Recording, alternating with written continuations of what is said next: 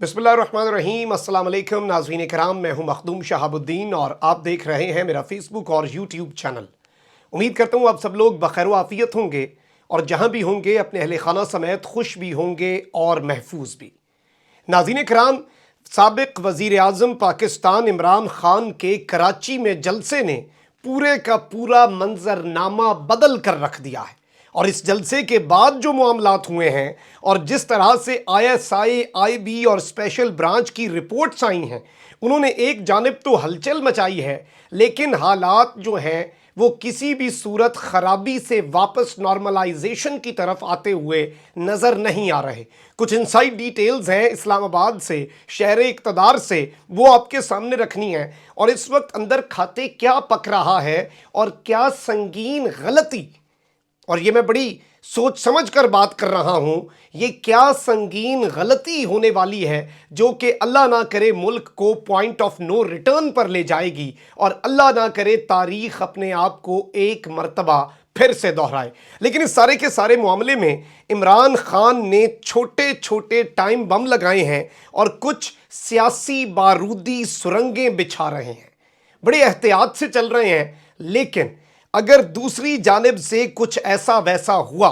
अगर दूसरी तरफ से इनके ऊपर पांव रख दिया गया, तो फिर केओस को कोई नहीं रोक सकेगा। इमरान खान नपे तुले पॉलिटिकल मूव्स तो इस वक्त खेल रहे हैं और इमरान खान ने जिस तरह से अपनी तकरीर का आगाज़ ही ISPR के तर्जुमान मेजर जनरल बाबर इफ्तिखार की बात के मुदाखलत हुई है, साजिश नहीं हुई, उस पर कहा कि मैं अवाम से पूछता हूँ बताओ क्या हुआ, और अवाम की अदालत ने कहा कि साजिश हुई है, कॉन्स्पिरेसी हुई है। फिर इमरान खान ने कहा कि बड़ी सतह पर पाकिस्तान के खिलाफ साजिश हुई और ये साजिश आपको गुलाम रखने की साजिश है। और मुझे लोगों ने कहा कि तुम्हारी जान को खतरा है, बैरूनी सतह पर भी और अंदरूनी सतह पर भी, यानी कि बाहर से भी लोग तुम्हें मारने के दर पे हैं और अंदर से भी तुम्हें लोग तुम्हारी जान के दर पे हैं। लोगों ने कहा कि इमरान खान तुम्हारे पीछे माफिया लगा हुआ है, मेरी जान इतनी ज़रूरी नहीं जितनी पाकिस्तान की हकीकी आज़ादी है। अब ये बात सियासत से,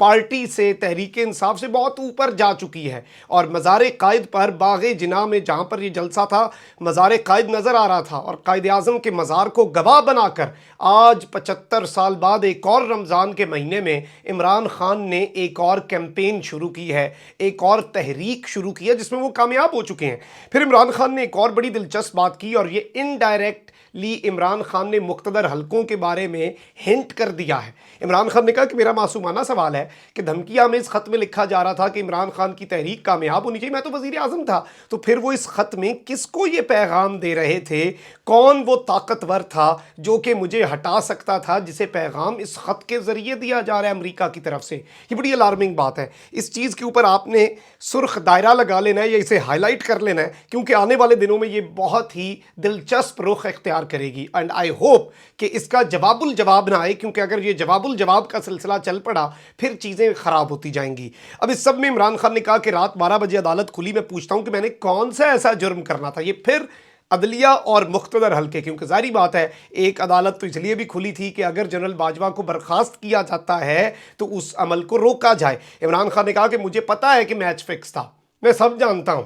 सब मिले हुए थे, लेकिन मुझे दुख ये है कि मेरे खौफ से अदालतें खोलीं, मेरे दिल से शायद ये बात कभी ना निकल सके। और फिर सुप्रीम कोर्ट को अवामी कटहरे में खड़ा किया, अवामी अदालत में लाए जो कि सबसे सुप्रीम है पाकिस्तान के आइन के मुताबिक, और पूछा कि ख़त की तहकीकात क्यों नहीं की? जब मंडी लगी हुई थी तो उस वक्त आपने सुओ मोटो नोटिस क्यों नहीं लिया? और फिर इमरान खान ने वो सिचुएशन जो इस वक्त उनके खिलाफ प्लॉट बन रहा है, इमरान खान ने बताया कि ये नैब, इलेक्शन कमीशन ऑफ पाकिस्तान और ब्यूरोक्रेसी के अंदर अपने लोग प्लांट करेंगे, हर डिपार्टमेंट कॉम्प्रोमाइज़ हो जाएगा और लोग प्लांट करके ये इंश्योर किया जाएगा कि इमरान खान दोबारा हुकूमत में ना आ सके, इमरान खान को दोबारा इक़्तिदार में ना लाया जा सके। और फिर इमरान खान ने यह भी कहा कि क्योंकि सारे खदशात का इजहार पहले करके ये जो टाइम बॉम्ब छोटे छोटे और छोटी छोटी बारूदी सुरंगें, कि अगर अब इन पर आप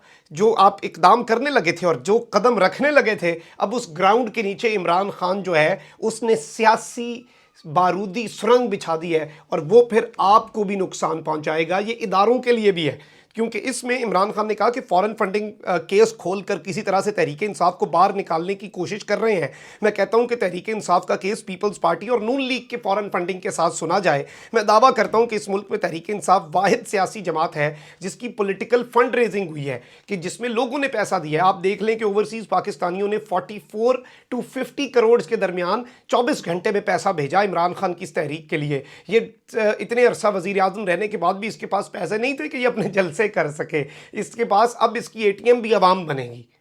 کیونکہ پھر یہ عوام کے مفادات کا تحفظ کر سکے گا۔ اور اس وقت عمران خان نے پھر جو دھمکی دی، یہ بڑی کلیئر، بڑی واضح طور پر ناظرین کرام اس وقت عمران خان کا جو آنے والا لاہور کا جلسہ ہے، کیونکہ اگر آپ ٹون دیکھیں تو پشاور جلسے میں ہلکے پھلکے ہنٹس تھے، پھر کراچی جلسہ اس سے بھی بہت آگے تھا، اور میں یہ بات لگاتار کرتا آیا ہوں، اور میرے ویورز یہ جانتے ہیں کہ میں پچھلی 4 ویڈیوز کے اندر بیک ٹو بیک یہ دعویٰ کر رہا ہوں اپنے ذرائع کی طرف سے کہ خان صاحب یا تو کراچی کے جلسے میں ISPR کی پریس کانفرنس کا جواب دیں گے، اور یا پھر ایک اور پریس کانفرنس کریں گے۔ پریس کانفرنس اس لیے خطرناک ہوتی ہے کیونکہ اس میں پھر آگے سے صحافی سوال پوچھتے ہیں تو اس میں سب کچھ بتانا پڑ جاتا ہے۔ جلسے میں یہ فائدہ ہوتا ہے کہ آپ اپنی بات کر کے جتنی کرنی ہوتی ہے، جتنی رکھنی ہوتی ہے، کیونکہ خان صاحب ابھی بھی اپنی آدھی تقریر بچا گئے ہیں اور باقی آدھی تقریر انہوں نے کرنی ہے لاہور جلسے میں۔ اس لیے اب یہ جلسہ بہت سے اداروں کے لیے درد سر بن چکا ہے، بہت سے اداروں کی اب اس پر نظر ہے، اور اس پر نظر نہیں ہے کہ عوام کتنی نکلے گی۔ عوام نے تو جو لبرٹی کے اندر لاہور میں لوگ صرف عمران خان کا کراچی کا جلسہ دیکھنے آئے، احتجاج کرنے آئے، وہ بالکل تحریر اسکوائر کی طرح پاکستان اسکوائر کا منظر پیش کر رہا ہے۔ اسلام آباد F9 کے اندر ایسا لگ رہا تھا جلسہ ہے پورا۔ جلسے کی تیاری کے لیے ایک دن پہلے کراچی میں جو بندے آئے، وہ اتنے بندے یہ سارا بھانمتی کا کنبہ اکٹھے نہیں کر سکتا۔ انہیں اس وقت یہ خوف سے تھر تھر کانپ رہے ہیں۔ پیپلز پارٹی وزارتیں نہیں لے رہی، MQM وزارتیں نہیں لے رہی، پرانی تنخواہ پر کیا کام کرنا، یہ بیچارے کام بھی کریں گے اور تنخواہ بھی نہیں لیں گے۔ پھر عمران خان نے کلیئر میسیج دیا، عمران خان نے کوئی پردہ نہیں رکھا۔ عمران خان نے کہا کہ ہم تصادم نہیں چاہتے، ہماری انتہائی پرامن تحریک ہے، ہم کتنے آرام سے کام کر رہے ہیں، اپنا آتے ہیں، کوئی اپنے اداروں کے خلاف، ملک کے خلاف نہ بولے۔ پاکستان کے جھنڈے لانے کو بھی اس لیے کہا کہ پاکستان کی کمپین ہے، بلکہ میں اس ویڈیو کے توسط سے اور ویسے بھی میں یہ بات پہنچا دوں گا خان صاحب تک بھی اور ٹاپ کی لیڈرشپ تک بھی کہ اب آئندہ جلسوں میں PTI کے جھنڈوں پر پابندی لگا دیں، کہیں کہ صرف پاکستان کا جھنڈا لانا ہے، کیونکہ اب یہ جنگ PTI کی جنگ نہیں ہے، اب یہ پاکستان کی جنگ ہے۔ اس میں اگر کسی میں رتی برابر بھی پاکستان سے محبت یا جذبہ حب الوطنی ہے، وہ کسی بھی پارٹی یا کسی بھی آئیڈیالوجی کا بندہ ہوا، وہ اس تحریک کا حصہ بنے، کیونکہ یہ ڈیسائسیو مومنٹ ہے۔ اب یہ پاکستان کی، یہ بہت اوپر جا چکی ہے بات۔ عمران خان صرف تحریک انصاف کی نہیں، عمران خان ایک نیشنل لیڈر کے طور پر خود کو پیش کر رہے ہیں۔ پھر عمران خان نے کہا کہ مجھے دیوار سے مت لگانا، کچھ ایسا نہ کرنا کہ سب کچھ تبدیل ہو جائے، ہمارے بندے اٹھا رہے ہو، یہ سب کر رہے ہو، سوشل میڈیا پر کریک ڈاؤن کر رہے ہو، میں یہ دیکھ رہا ہوں، ہمیں پلیز اس طرف نہ لے کر جاؤ، کیونکہ نقصان ملک کا نہیں ہوگا، یہ یاد رکھنا، کیونکہ تم جانتے ہو کہ عمران خان ملک کا نقصان نہیں ہونے دے گا، وہ اپنی سیاست قربان کر دے گا، وہ پاکستان کے اندر عدم استحکام نہیں لائے گا، لیکن نقصان نہ ملک کا ہوگا، نہ عمران خان کا ہوگا، بلکہ نقصان آپ کا ہوگا۔ اب اس سب کے اندر ناظرین کرام میں آپ کو یہ بتاؤں کہ کچھ رپورٹس آئی ہیں کہ PTI کے کراچی جلسے میں کتنے لوگ تھے۔ اب ذرا دل کو تھام کے آپ نے یہ رپورٹ سننی ہے۔ کراچی میں پاکستان تحریک انصاف کے باغ جناح جلسے کے حوالے سے شرکاء کی تعداد کے حوالے سے 2 وفاقی خفیہ اداروں نے الگ الگ رپورٹس دی ہیں، اور بتایا یہ جا رہا ہے کہ پہلے تو مختلف سیاسی تنظیمیں جو ہیں ان کے ذرائع بتا رہے ہیں کہ PTI کے جلسے کے لیے تیار کیے گئے قائدین اور میڈیا سٹیجز کے بعد کے حصے میں 22 سے 25 ہزار لوگوں کے بیٹھنے کی گنجائش تھی، اور اگر گراؤنڈ کے سٹیج کے بعد کے حصے میں لوگوں کو کھچا کھچ بھر دیا جائے تو اس میں صرف 30 ہزار سے زائد لوگ نہیں سما سکتے، باقی سڑکوں پر 4 سے 5 ہزار بندہ آئے گا، یہ رپورٹیں کہہ رہی ہیں۔ ورنہ لوگوں نے جو دیکھا، جو اندھے کو بھی نظر آ رہا ہے، اور جتنے بندے پورے پاکستان میں اور کراچی میں نکلے تھے، کیمرے جہاں بھی ہوئے، بلکہ ایک میں دلچسپ چیز پڑھ رہا تھا کہ جیو کا اینکر جو ہے، کوئی بھی اینکر، وہ خالی جگہ ڈھونڈتے ڈھونڈتے کہ جلسے میں کہاں خالی جگہ تھی، وہ سمندر تک چلا گیا ہوگا اور شاید ڈوب کے مر گیا ہو چلو بھر پانی میں۔ اب وفاقی خفیہ ادارے کے کراچی ڈیسک کے مطابق پاکستان تحریک انصاف کے باغ جناح جلسے میں 60 سے 65 ہزار لوگ شریک ہوئے۔ انٹیلیجنس رپورٹ کے مطابق 10 بجے جلسہ گاہ کے اندر 50 سے 55 ہزار لوگ جلسہ گاہ میں موجود تھے، اور شارع قائد پر اور صدر کوریڈور پر 10 ہزار سے زائد لوگ یہ جلسہ سن رہے تھے۔ اب میں آپ کو یہ بتا دوں کہ یہ 50 سے 60 ہزار، یہ ایک بڑی الارمنگ چیز ہے۔ میں آپ کو بتاؤں کیوں یہ الارمنگ ہے۔ اگر آپ دیکھیں تاریخ، اللہ نہ کرے مشرقی پاکستان میں ویسے 1958 میں ڈپٹی اسپیکر مارے گئے تھے تشدد سے، اللہ کا بڑا کرم ہے، میرے اللہ کا خاص کرم ہے، چاہے وہ دوست مزاری ہو، چاہے وہ پی ٹی آئی کا مخالف یا پرویز ہے، اللہ کا شکر ہے کہ انہیں زیادہ نقصان نہیں پہنچا، جانی نقصان نہیں ہوا، اور تاریخ نے نہیں دورا، کیونکہ اس کے بعد پھر جنرل ایوب کے مارشل لاء کی راہ ہموار ہو گئی تھی۔ اب یہ جو جلسوں کے اندر شرکاء کی تعداد کے حوالے سے چیزیں ہیں، اس میں یہ سمجھتا ہوں یہ ویسی ہی رپورٹنگ ہوئی ہے جیسے ایسٹ پاکستان میں عوامی احتجاج کے بارے میں سب اچھا کی رپورٹس دی گئیں، اور بعد میں پتہ چلا کہ اصل میں تو گراؤنڈ میں کچھ اور تھا۔ اور جو خطرہ ہوتا ہے